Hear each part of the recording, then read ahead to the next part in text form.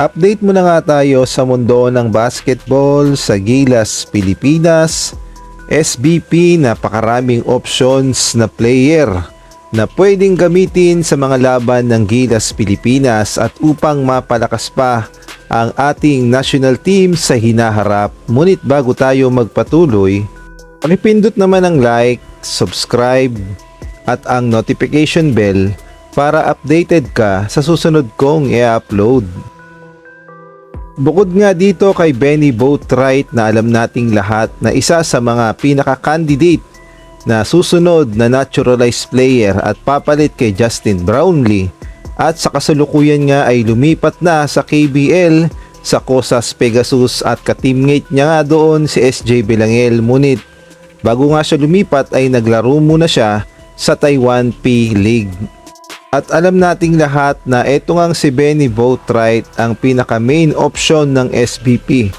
upang palitan si Justin Brownlee kung sakaling tumanda na nga si Noypi at hindi na makapaglaro sa Gilas Pilipinas. Ito ngang mas bata, mas matangkad na si Benny Boatwright ang ipapalit kay Justin Brownlee sa hinaharap, kaya naman nilalakad na nga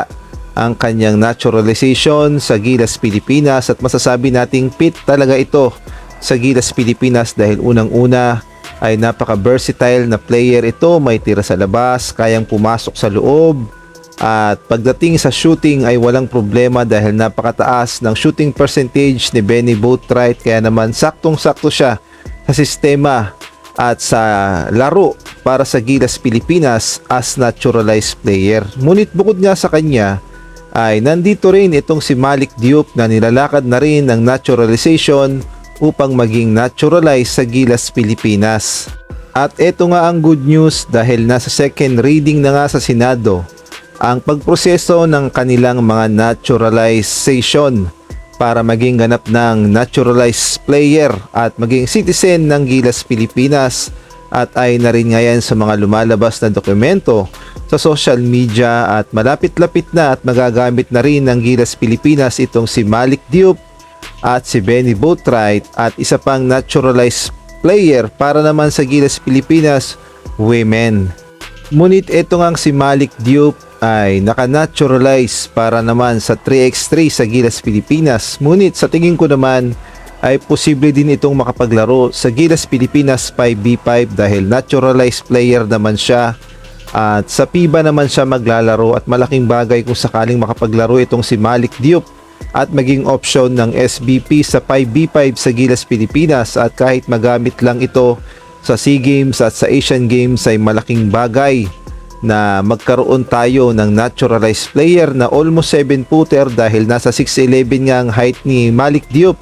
at pwede itong shot blocker ng Gilas Pilipinas at napakalakas pagdating sa ilalim. Ayan nga ang kailangan ng Gilas Pilipinas, yung napakalakas at matangkad na sentro upang lumakas ang ating pundasyon pagdating sa ilalim. At ito nga si Malik Diop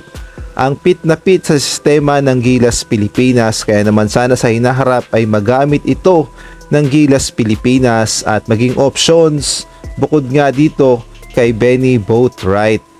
Samantalang ang Filipino-American na si Johnny Jones na alam nating lahat na ang kanyang tatay ay ex-NBA player at naglaro din sa PBA as import sa Talk in Text itong si Terrence Jones. At ito nga ang kanyang anak na si Johnny Jones ay may height ng 6'4", at kung hindi ako nagkakamali 14 years old na ito, at sobrang proud talaga na